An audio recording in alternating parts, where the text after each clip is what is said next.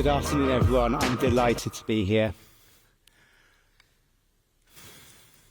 It will become apparent at some point during this talk, although I may not desire it, that I have a stammer.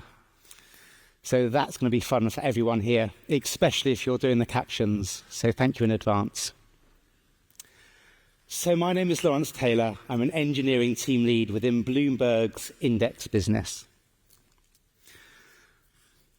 As Mary said, migration projects are a staple of our diet as engineers. Moving off legacy hardware, deprecating the use of an existing API, or moving an entire system onto a new technology stack. A migration project is coming to you one day. I'm going to talk a bit today about my migration story, which started 2 years ago in January 2022, when my team decided to embark on a project to retire a legacy software system in favour of a new technology stack acquired through an acquisition. The stakes are high. Bloomberg's index team has a proven track record in creating industry-leading, bespoke and independent and unbiased financial indices. These are used by some of the world's biggest asset management firms. This makes it a really exciting team to be in, but also a little bit scary.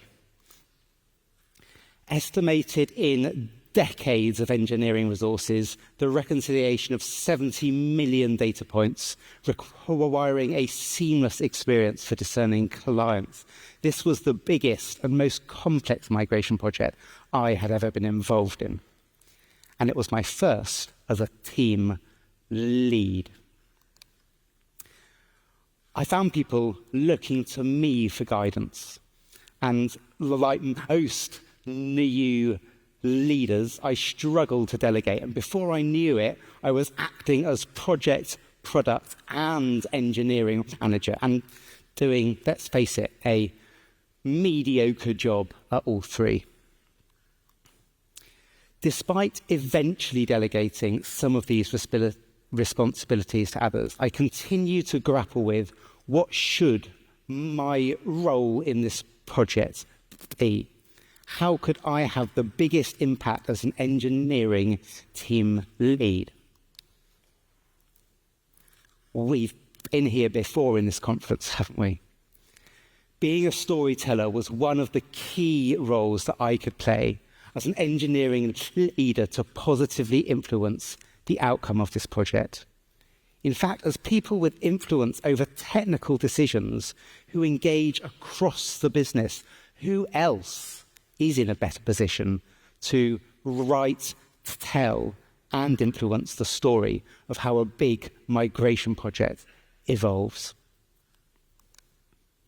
In this talk, I'm going to present my who, what, and how in an attempt to convince you to see storytelling as a key part of your role within a migration project. So who? I found myself drowning in a sea of stakeholders. My team, my manager, representatives from all levels of management from across the business. Knowing your audience is key to writing an engaging story. But how do you do this with maybe 60 individuals involved? I consider 3 personas. The first of these are patrons who are paying for the project. It's tempting to align patrons with just business management, but all of us wear the patron hat. Engineering managers using resources on this project, which could be spent on other things. ICs choosing to spend this time in their career to work on this project. All of us are searching for value for our time, money, and effort. Consumers. It is crucial that we engage and partner with the consumers who are going to be the eventual users of the tool we are building. We've heard this referred to in previous talks. But consider us also the engineers who are going to inherit the code that will need to be maintained, tested, and deployed for many years to come. And finally, builders, those who are writing code, documents and policies, both technical and non-technical, to bring the system to reality. These personas do not align with job titles, organizational structures or people. But by writing a story that can engage, inspire these three personas, we can create a narrative that appeals to the motivations of many individual stakeholders. Knowing our story readership, we now move on to what should our story be about? What are we building? This is project specific and requires discussions with stakeholders and domain experts, and I frame these discussions around three competing factors. Size, how big is the system we are migrating? Time, how long are we willing to spend on this project? And impact, what impact is the migration going to have on downstream users?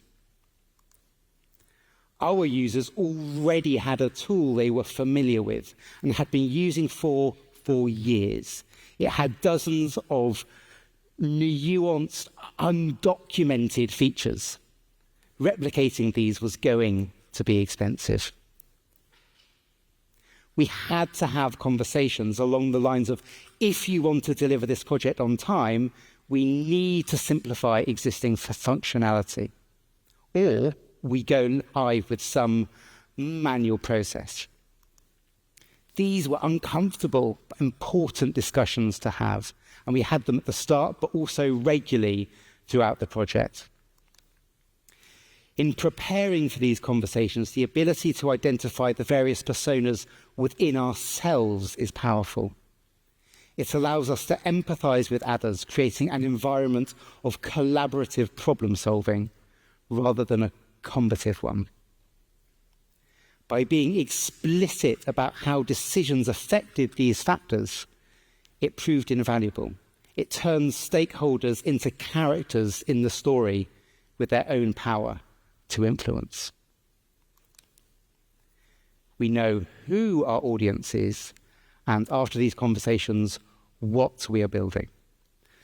Software migration projects present a unique challenge. The system already exists, so we just need to implement it. Easy.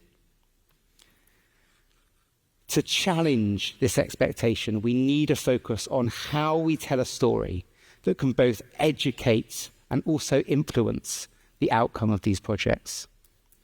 Well, what are the tools that we can use to help us do this? Milestones are one of these. These are landmarks in your project that have to happen for it to be successful. I classify two types. It's important to our product team, or it was important to our product team, that we were able to launch specific features before completing the migration. This capability milestone serves to excite and motivate our product stakeholders and actively grew the business during the migration. Capability milestones serve to satisfy the patron persona in all of us. The construction of a complex system requires many integration milestones, the most significant of which we call out for celebration. Milestones on their own are important. Without them, the project simply will not be successful, yet on their own, they tell a sparse story. Careful use of metrics is a way to engage with persona through your project data. Towards the latter half of our project, we regularly communicated the metric percentage of products migrated. The details here aren't important. But we did have a marketing campaign. We personified this metric. It had a name. We called it TickerWatch. TickerWatch was the subject of an internal marketing campaign within our department. We celebrated TickerWatch passing various thresholds. Its gamified aspects of the project, providing motivation. Regular communication of this metric provided visibility for my team to senior management. From a milestone perspective, all that mattered was that we hit 100%. But this single number keeps stakeholders engaged throughout the process. Metrics, of course, come with a warning. They have their limits for nuanced communication. There were times when TickerWatch stalled. Further progress was dependent on the completion of new milestones. So it is through both metrics and milestones together that we can create a compelling narrative to engage as the project evolves. As we approach the end of my talk, I want to encourage you to think about the story you want to tell when it comes to your next migration project. As engineering leaders, we find ourselves in a unique position to create a narrative that can engage, educate, inspire, and influence the outcome of such a project. The use of personas can help us simplify who we are writing for. Uncomfortable conversations around the size, time, and impact of the project can be used to help determine what our story is about.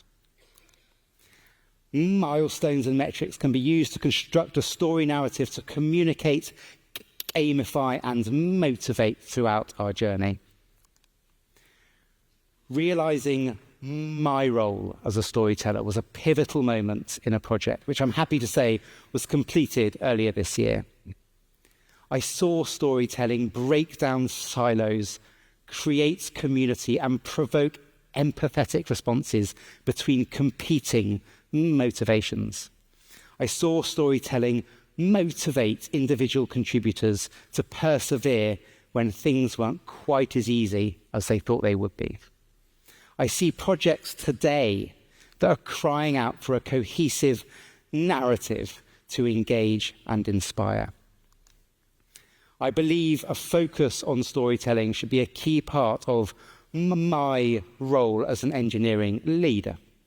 And I hope today I have convinced you to give it a go too. Thank you.